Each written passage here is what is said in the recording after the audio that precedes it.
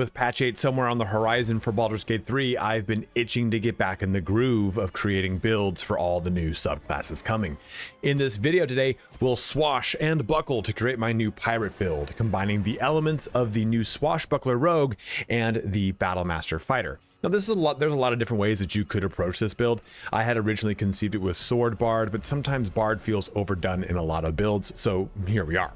In my typical fashion of upfronting the knowledge in my videos, let me give you the leveling split. We'll start out with 4 levels of Rogue Swashbuckler to turn on the new dirty tricks, then multi-class into 5 levels of Fighter Battlemaster for extra attack and some juicy battle maneuvers, 1 more level of Rogue for more sneak attack damage, then finally our final 2 levels of Fighter. You could go Fighter first, but my intention with my patch 8 builds is to get you in the driver's seat of the patch 8 content early in any new playthrough, rather than showing you an endgame build and having you reverse engineer it. But if that's all you wanted to know, please feel free to shut the video down, and as always, I want to be respectful of your time. You can jump ahead to any part of the video that interests you the most using the chat or the timeline in the description.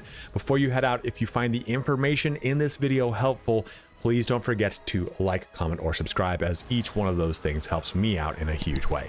Also, take a look at my Twitch linked in the comment and description, where I will be streaming my new Pure Evil run using the new subclasses.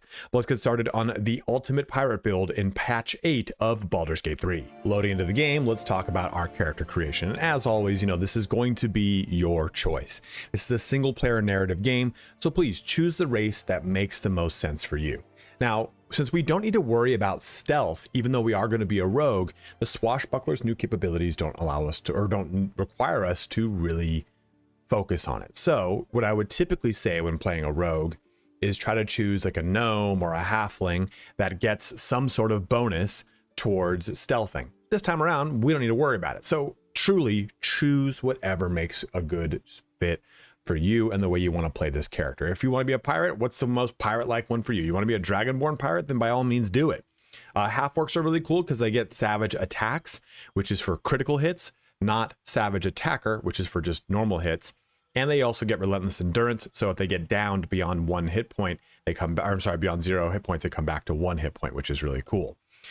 Drow are my favorite race in the game, and I almost always choose them for everything, because why wouldn't I? Gith are amazing. If you've not ever chosen a Gith, you should really do it just once, because they have a lot of really interesting narrative choices throughout the entire campaign, and they have a ton of items that are exclusive to Gith, making them a really unique choice for your playthrough. So race is entirely up to you. Now, at character creation, remember, we're going to go with Rogue. You can choose to go with Fighter instead if you so wish, but I'll be choosing our first 4 levels into Rogue. And then for our background here, again, please choose something that makes sense for the role play you have in mind for this character. Are you a true pirate? Are you a criminal? Are you some sort of noble son that has taken to the life of a street urchin of some sort? You can have fun with this. Choose something that makes sense for the player that you have in mind. And like I've said before with the background, this is important because this is how you get your inspirations, which allow you to re-roll moments that you otherwise would not be able to re-roll. Now, if you want a true min-maxi approach, I almost always recommend Guild Artisan, because it gives us both insight and persuasion. Persuasion is great for conversations, and this character will have a lot of charisma.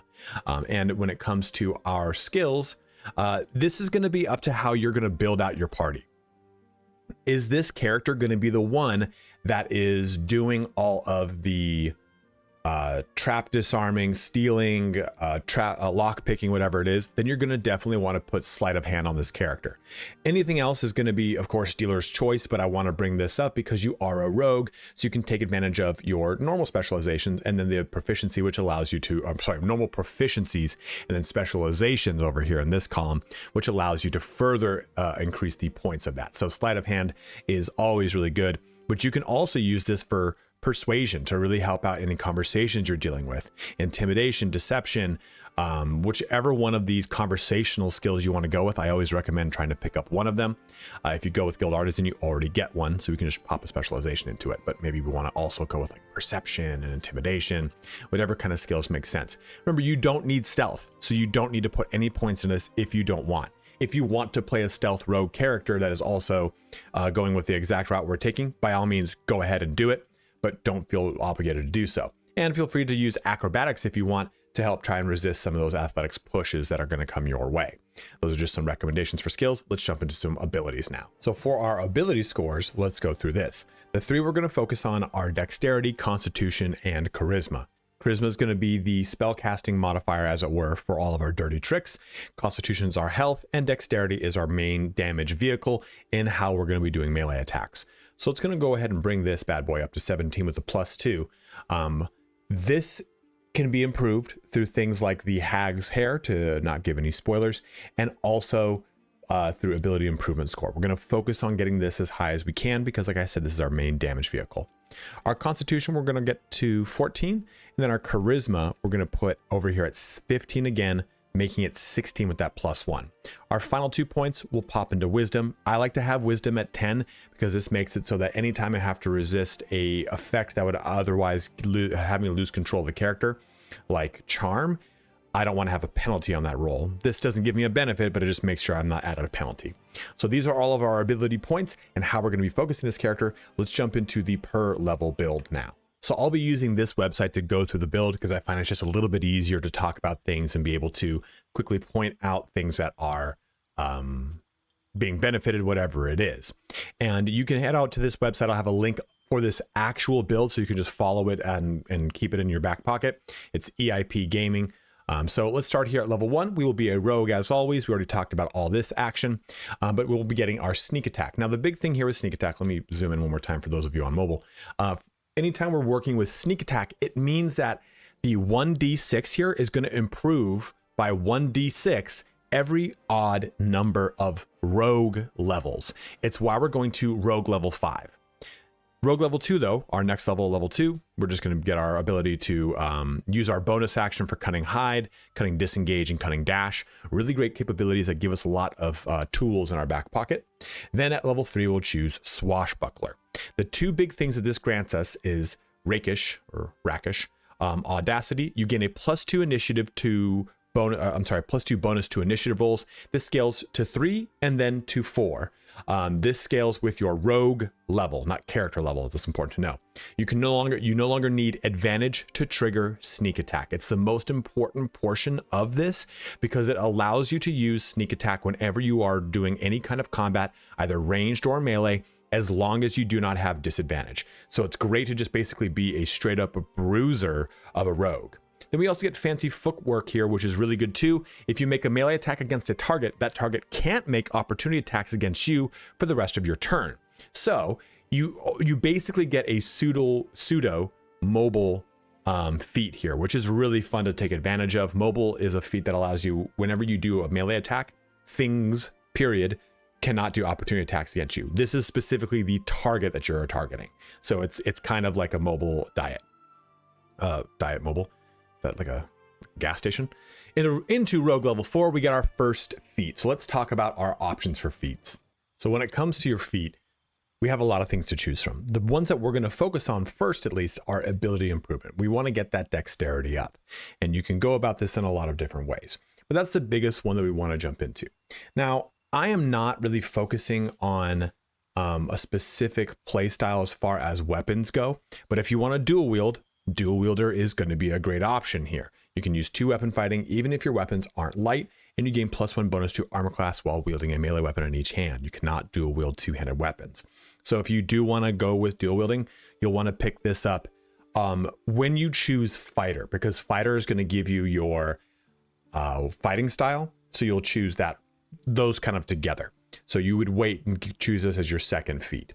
But another really good set of ones that we're going to be taking a look at here are mobile. We talked about this as we already kind of get this, but your movement speed increases and difficult terrain doesn't slow you down when you dash. So you can take advantage of your cutting action dash a little bit better here. And we get the same thing that we got with that ability to dodge opportunity attacks, right? If you move after making a melee attack, you don't provoke opportunity attacks from your target. I thought this was in general, it is specifically from your target, just like the Swashbuckler's ability. So keep that in mind. That's a mistake on my part. But other really good ones here that you can take advantage of are, of course, Savage Attacker for when we're doing melee attacks.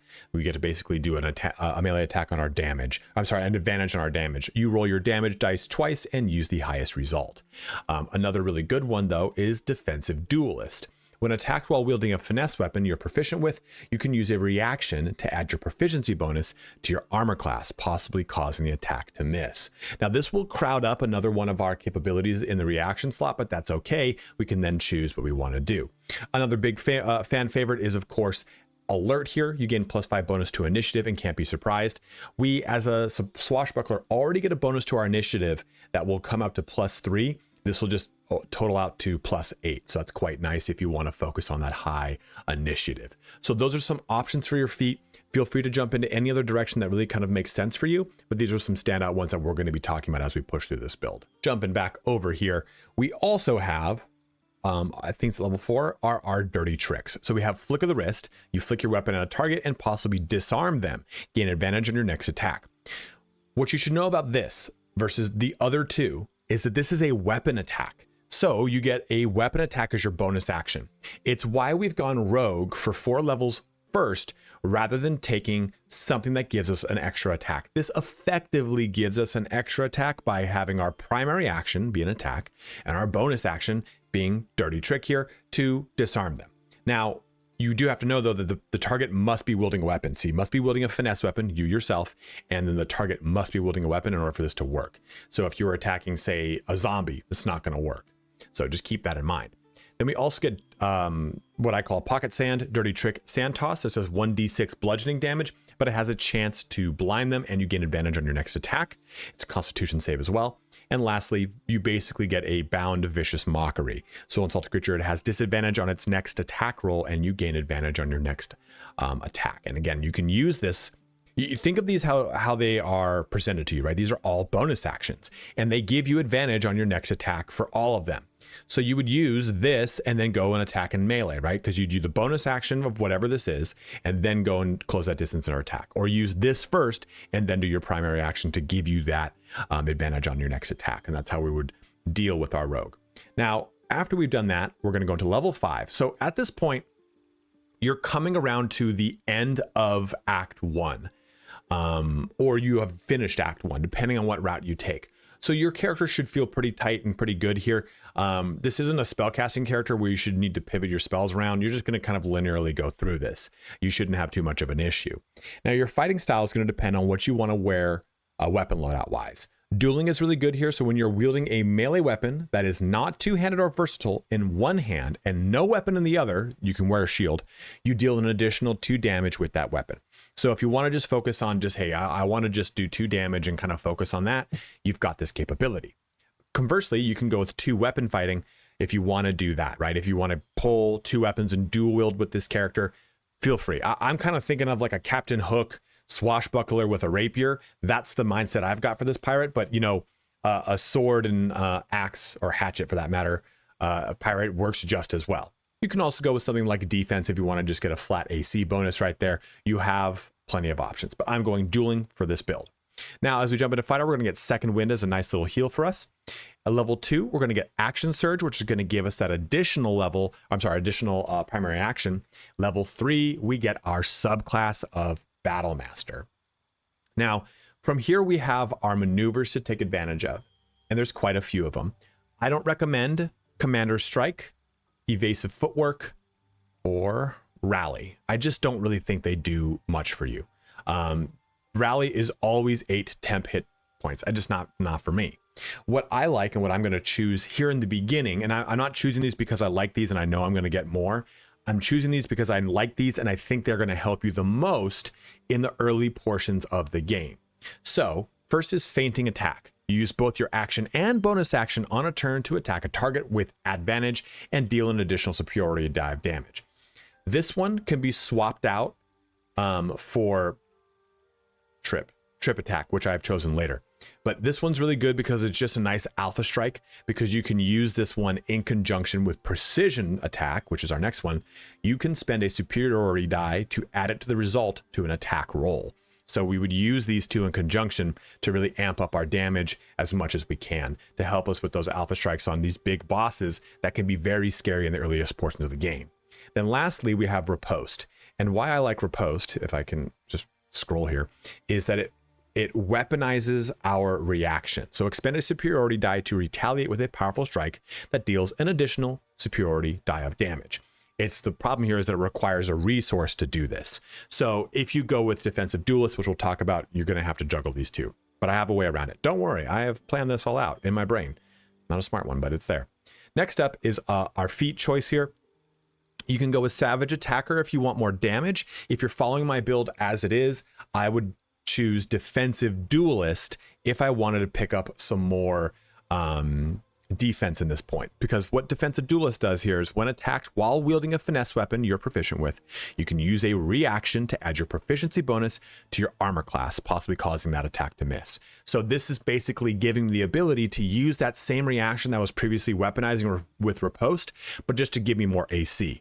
So dealer's choice, choose what you want. If you have a lot more tanky characters that are taking the damage, just go with Savage Attacker. But if you are the guy who's up close and personal with maybe one other character, maybe go Defensive Duelist. Make that decision for yourself.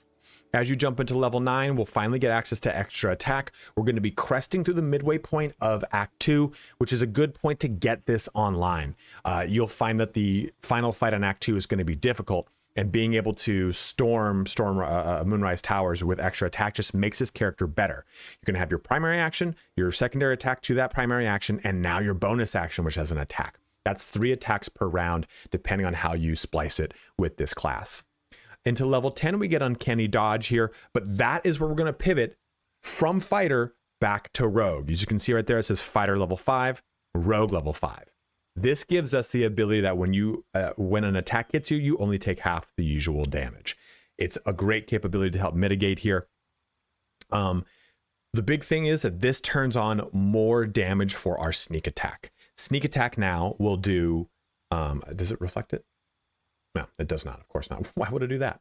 We'll reflect it when I show you guys in the actual gameplay section. But our sneak attack will have gotten a 1d6 plus another 1d6 plus another 1d6. So that's 3d6 worth of damage when we do sneak attack because we went to Rogue level 5. Into our last 2 levels, we go Fighter level 6.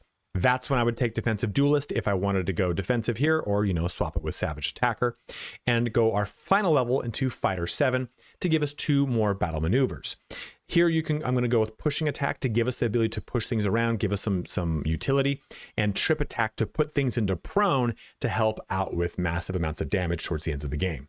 There is another feat that I did forget to mention really quick, and that is, it's the one that gives you more battle maneuvers. But personally, I think because we're going to level 7, we don't need it.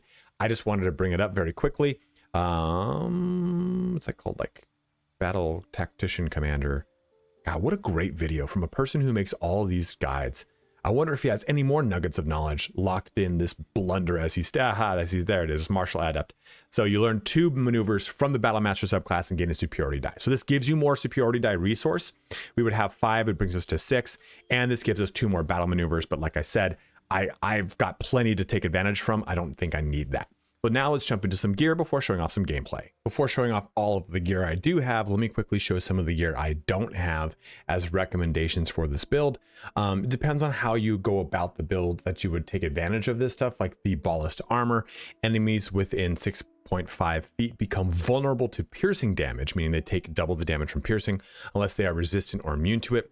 And Ambusher gain +2 bonus to initiative rolls. So you're going to have even more initiative bonus, right? Even if you didn't take Alert, you would be +5 initiative with this armor on. And then the helmet here is the Assassin of Baal Cowl. You can see in the dark, and in addition, you gain +2 bonus to initiative, and you can cast See Invisibility. Really, the benefit here is the bonus to initiative. So these 2 in conjunction give you a +4 initiative bonus, with this giving you vulnerable to piercing, which is great. You find both of these in Act 3. Act 1, though, is the Knife of Undermountain King, one of my favorite short swords and finesse weapons in the game. Whether you're going to dual wield this or use this as your primary weapon, it's just really good to get at the beginning. Reduce the number you need to roll a crit while attacking by 1. So if you were to roll a 20, you crit. If you roll a 19, you crit. So it's a great way to get more crit on the table. When they roll 2 damage or less, re-roll the dice, taking the highest result. Shadow Blade, you have advantage on attack rolls against lightly or heavily obscured targets when using this blade. That's a great to have, but it's mainly the crit damage that we want out of this thing, and it's a +2 weapon, meaning it does +2 to the damage, but +2 to your attack roll as well. Let's show off the stuff that we actually do have now. So starting us off with the weapon on our character, I'm going to take a look at the Duelist's Prerogative here. Now, this is the one I was talking about would kind of, oh, I can move this, guess not. This is the one I was talking about would help us out when talking about our reactions. So you'll get this in Act 3, assuming you take care of the hag in a specific way. Again, no spoilers for those that are new to the game. So the way this works here is it's going to give us Elegant Duelist. While your offhand is empty, you score critical hits when rolling a 19. It's the same thing as our Undermountain King. So this would make it so that rather than getting a 20, we can roll a 20 and a 19 to critical hit. Moreover, though, you gain an additional reaction. So our Defensive Duelist can be used. Our Riposte can be used, or both at the same time. Well, I'm sorry, or 2 of 1. Basically, we just have 2 reactions per turn rather than the typical 1. Then Withering Cut. On a hit with a melee weapon, use a reaction to deal additional necrotic damage equal to your proficiency bonus. So this will give us quite a nice little bonus here. And then we also get Dueler's Enthusiasm. So maybe assuming we don't want to use any of our abilities from Swashbuckler, we can just use this. While you are not dual wielding, you can make an additional melee attack with the Dueler. This is a bonus action attack. You probably just want to go ahead and use something like the Disarm, but let's say you're attacking something that doesn't have a weapon, so you can't use that Disarm. You'd want to use this instead. And you get challenged to duel if you so wish. Challenge an enemy to attack you, only inflicting bleeding on the target. It is what it is. I probably don't ever use that, to be honest. It is a bonus action, or they just use more damage. Now, other weapons that you're going to find throughout the game, even just finding like a scimitar +1 in Act 1 is going to serve you pretty well. It's a finesse weapon. Scimitars are my favorite weapons in D&D, maybe because I've read too much Dritz Do'Urden, but it is what it is too. Then Falar Aluve you'll find in Act 1 as well, and this will carry you through a lot of the game. It has Melody here, which does a sing or a shriek. Sing will do 1d4 bonus to your attack rolls and help out with charisma, wisdom, and intelligence saving throws. Or Shriek, and it will do 1 to 4 thunder damage in an area of effect around you and give a 1d4 penalty to charisma, wisdom, and intelligence saving throws. So basically, it's like a bless or a bane, more or less, that you can have access to, and it recovers on our short rest. It's a great weapon, and you can use it through a lot of the game. Act 2, you'll get access to Sword of Life Stealing, which is a good one as well for critical hits to do necrotic damage and give you 10 temp hit points. Always really nice. Bellum you'll get in Act 3. It's a cool one too that has a really fun ability here with Whirlwind Attack to do some AoE damage, and also perfectly balanced, which is a bonus action attack. So again, just like our Duelist Prerogative, this is probably the one I'd recommend if you don't get Duelist Prerogative, just because it just has that perfectly balanced strike to give us a way to do fun stuff with our bonus action. The Salty Scimitar is a good one that you can get really early in the game. And also the other 3 in Act 3, the Dolor Amoris, which is a really good one. When you land a critical hit with a weapon or unarmed attack, it deals an additional flat 7 damage. So if you crit, you'll do the double damage you'll do, and then you'll just, here, boom, here's an extra 7, enjoy. And you can also do the typical stuff with a dagger, like Bleed, Piercing Strike, and Flourish. And it's a +2. You'll get this early in Act 3, and they're great to use. A lot of people recommend using this as an hand weapon, because if you use it in your offhand, you'll always just do 7 damage when you critical hit with it. It's just a guaranteed damage, which is really nice. Now, 2 other weapons that you can get to towards the kind of mid to end of Act 3, depending on how you deal with it, is Crimson Mischief, which is really nice. This weapon deals an additional 1 to 4 piercing damage against targets with 50% of their hit points or fewer. Big breath of air right there. So you have these 2 weapons that work in conjunction, depending on if they are in your main hand or in your offhand. So Crimson Mischief, I mean the Sean Connery of that, in the main hand, when you make an attack with advantage, the target takes an additional 7 piercing damage. Or if offhand, when you make an attack with an offhand weapon, you can add your ability modifier to the damage of the attack. Your ability modifier in this case would be your dexterity, which is really cool. The opposite here is Bloodthirst, which is probably the better of the 2, depending on how you look at it. If you're dual wielding, you'll want to use these both. The number you need to roll a critical hit while attacking is reduced by 1. You get True Strike as a as a cantrip, which is okay, but the big thing here is main hand only. Exploit weakness. Creatures hit with this weapon receive vulnerability to piercing, so you'll do that double damage, right? If it's in the offhand, when a creature misses you with a melee attack, you may retaliate and gain True Strike, which is great because choosing True Strike is a concentration thing. So this just pops it on. Gain advantage on your next attack roll. So if it's in your offhand, you put True Strike on them and you take advantage of. Oh, I thought the. What am I looking at? Where was it? There was one if you have advantage. You make an attack with it. Oh yeah, there it is. Aha. When you make an attack with advantage, the target takes an additional 7 piercing damage. So you'd use these two in conjunction. Main hand here, offhand here with that True Strike to get a little bit more out of it. But those are your weapons. Let's go into your gear now. So you're a fighter, you're a swashbuckler, you have medium armor proficiency, which is not something that we talked about during the build itself. So take advantage of light armor, take advantage of medium armor, use whatever you want throughout the build. Just know if you use any kind of medium armor, then you will limit your dexterity bonus. Versus light armor, you won't have to deal with that as much. Take a look here. This light armor, it says right there, it just is light armor. Medium armor would confer a max of a +2 to your armor class, unless you use the armor of agility. So that's why this medium armor is here. Add your full dexterity modifier to your armor class. Additionally, this armor does not impose disadvantage on stealth ability checks. It's one of the best armors in the game. I think though that between the ballast armor or the elegant studded leather armor, there's a lot of really good light armor options you can go with instead. This one, for example, +2 bonus to our initiative rolls, advantage on stealth checks should you need to do that, but you also get a free shield out of this one, which is really nice. You can go with the generic version of that, which is just studded leather armor. You take +1 less bludgeoning damage, gain a +1 bonus to your initiative roll. You can wear hide armor, which is a bonus to your initiative roll, and you get it in Act 1. You can get this in early, like midpoint Act 1, right, when you go into the Underdark. For Drow studded leather armor, it's just a stealth +1, and it looks cool because I like Drow so much. For our helmet, I'm just wearing a Bard helmet because it looks cool, but don't do that. You really don't have access to a ton of helmets that are going to help you per se. Just use whatever you like, because there's nothing that's like, okay, these helmets, they're cool because they're masks. That's why I chose them. But this is for jumping into stealth. This is a bonus to critical hit while you are obscured. So if you want to play with that obscured gameplay, you can take advantage of it, because that's how the rogue was originally built in this game. Swashbuckler wants you to kind of play more along the lines of the warrior's benefits. So using even something like this, which is the flawed Helldusk helmet, the wielder has a +2 bonus to saving throws against spells and a constitution saving throw. It's great. You can use the actual Helldusk helm. You can use the Baldur helmet. Any helmet you want to use, just jump into it. There's not one that really goes, this is the one. Even the stuff like the Helm of Acuity is not going to help out a ton here, because we're not looking to do a ton of like magic damage with our cantrips and such. But the Gibbous of the Worshipful Servant is cool too, because at the start of your combat, the wearer gains momentum equal to their charisma modifier. And for us, that is going to be momentum +3, so it just helps us get a little bit more movement.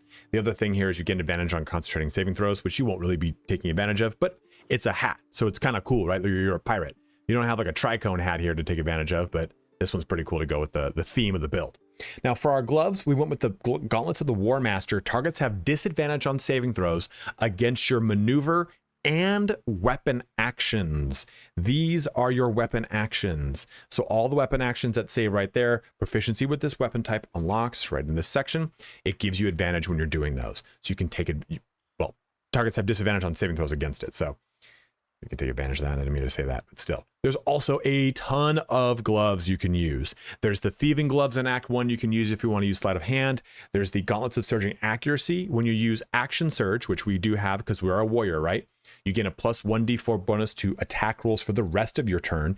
So how you would use these is you would use your Action Surge first on the turn you want to use Action Surge on.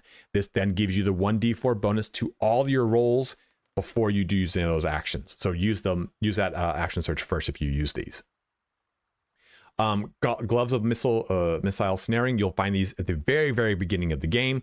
But what's cool here is they've reduced the damage from incoming range attacks by 1d10 plus your dex modifier, which is going to be pretty large. Until you find a replacement set of gloves, you can use these very early in the game. Legacy of the Masters, you'll get an Act 3, gain a +2 bonus to attack and damage rolls with this weapon. Always good because it's just a flat damage increase, not much bells or whistles to it. Stuff like the martial exertion gloves are cool too, because it's a class action, not a class action lawsuit, where you take 6 to 36 piercing damage, but then you gain an additional attack and double your movement speed this turn. So it's kind of a cool get out of jail free card, and it recovers on a short rest. You'll get these in Act 3 as well. And then lastly, the Gemini gloves cantrips. Remember, you use a cantrip. Targeting foes and allies can target an additional creature. The same target can be chosen twice. So if you want, you can use those. Boots too. Just go with something mobility related. I've got these on. They're from Act 3.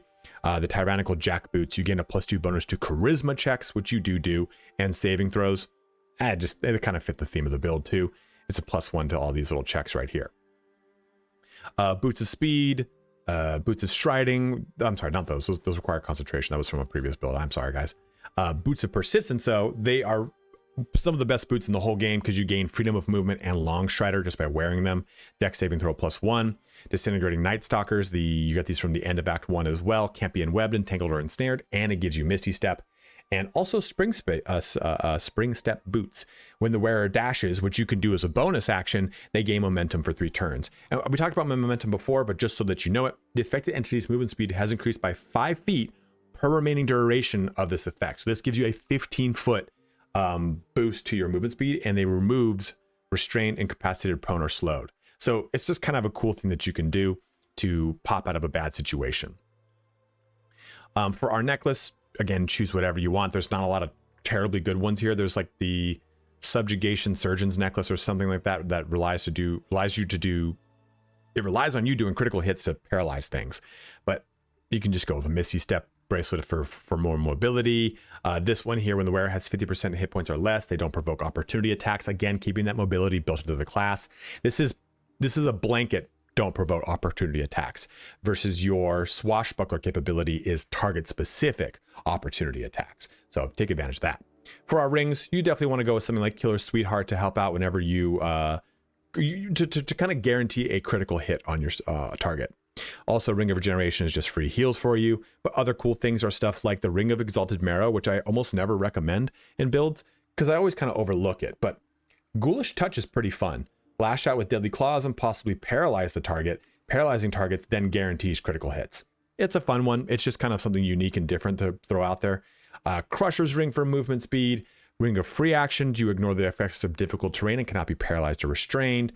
Ring of Mental Inhibition is cool here because when a foe fails a saving throw against one of your spells or actions, they gain mental fatigue, making it then harder for them to do. So affected entity has -1 penalty, wisdom, intelligence, and charisma saving throws for every turn remaining.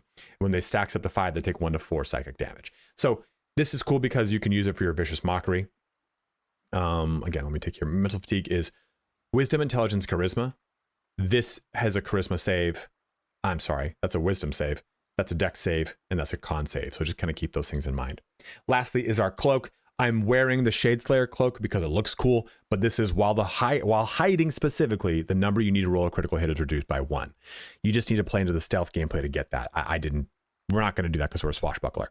But other cool ones here are the Cloak of Displacement, because this basically gives you mirror image, and at the beginning of the wearer's turn, the cloak activates, granting enemies disadvantage on attack rolls that target the wearer. This effect lasts until the wearer takes damage. I said mirror image, I meant blur. This gives you blur basically. And then just a flat bonus to your AC and Cloak of Protection. As far as your range slot goes, you can go with something like the Dark Fire Shortbow to give you resistance to fire and cold damage, as well as a free haste, or something like the Dead Shot if you want to really stack the bonus here on critical hits. Really, it's dealer's choice. Whatever you really want to do with this, it is up to you. Jumping into some combat, let's take a look at what we can do. So I've gone ahead and quaffed a potion of speed just to help me show off more actions and fun stuff in this moment. So you can see what we can take advantage of, right? We have our rakish sneak attack. Deal extra damage to a foe you have advantage against. You can also use this attacking without advantage if there are no other combatants within 7 feet of the target, or if you have an ally within that range. So if there's no one else there, then we're good. But we have an ally there, so we're good. So let's come over here, and we have a ton of momentum on this character right now, so we're flying high. In addition, though, we could go ahead and use something like a Dirty Trick using our bonus actions, and that might be pretty fun here. So let's maybe open up with a Disarm. Or in our bonus action, we could use Dueler's Enthusiasm because of that duelist prerogative. We do have also all of our maneuvers to take advantage of. So let's kind of play around with this. Let's open up first with just a flick of the wrist, just to show how this works. Look at that, dude. Look at a little... And then we can follow this up. Remember, because we're using sneak attack. So I can use sneak attack here, which I'm gonna do, to deal the extra damage to a foe. Or we do the withering cut if we want to use it from the actual blade itself. This does not cost a reaction. Just know that. It's querying me because it's down here in my thing that says, hey, do you want us to ask you or do you want us just to do it? So it's going to go ahead and do that. And no, do not react. It's going to mess up my stuff. So let's take a look at what that did. So we did flick of the wrist here. We did 15 damage plus the 4 necrotic. They did unfortunately succeed on their saving throw. So they resisted it, and then we did an additional 16 bits of damage because it's 3d6 piercing. So we have all that fun damage was just kind of poured out with one action. But we can have more fun with this. We can, remember, let's say, you know what? Let's actually show something else off. Move over here. So we don't need to worry about opportunity attacks because we attack this target, right? So it cannot provoke opportunity attacks on us. Let's go ahead and try and do a trip attack. Disadvantage on this. Oh, what is that? What is that? Why did that happen? Oh, of course. If you're using any of your abilities from the battle maneuvers, make sure they don't have an arrow on them. That will tell you that it is going to try to use the range version of that ability. Pushing attack, trip attack. Yeah, trip attack is what I want. See if I can knock it over. All right, so we hit and they failed it, so they are going to knock prone. I am going to use one of these reactions just to show what Withering Cut does. That does an additional 4 because it's off of our proficiency bonus. This character's on the ground here, so we can go to town. And I'm just going to shank. I'm not going to use that one right there. I want to see if I can show off some of the defensive stuff here. And just prison shank again. And that's 15 plus 2, 17 plus 2. I mean, you're not doing tons of damage in one swing. But it's the point is to show you how much damage and utility we can do, how much mobility we've got that I could have done. I can now run over here and shank this guy. And let's just use this for fun. Boom, critical hit. And you know what? That did a lot of damage to him. Let's just Withering Cut. So a lot of damage coming in from that. That's a total of 34 damage. But you know what? We're out of actions. Oh no, not anymore. We use that. And we come back over here because we already hit that thing. It can't do opportunity attacks against us. You know what? Let's go use this. We'll use precision attack. Your next weapon attack gets an attack roll bonus equal to your superiority die, right? We're out of bonus actions there. That's going to give us precision attack. And we can do, let's just use pushing attack because it's fun. Launch her. We could launch her over an edge, whatever it is. 95% chance. Boom. She's gone flying. And let's just go over here for the, oh, don't have enough movement. Damn it. What a terrible video I've made. I say go over here for the coup de grace and just kill this guy, but we're just short. Just go over here and hit him. But look, I could then move away from him and not have to worry about it. So you can see there's mobility in this class. There's damage in this class. There's utility. There's a way to push people around. That people knock things over. We could have used other things here. Like I could have tried to blind someone. I could have, again, tried to use vicious mockery on someone. We used our bonus action, so we can't do a lot of that in a turn, right? But you can see that a potion of speed gives this character so much damage potential and so much potential to move around the battlefield and do a lot of really fun things. So hopefully this build gives you a really fun and inspiring way to use Rogue that isn't a stealthy build. We did have to take advantage of Elixir of Viciousness to help with our critical hits, so do keep that in mind. That might have skewed some of our results, quote unquote, here. But I think this is a really cool way to jump into Rogue in a really bruiserish fashion.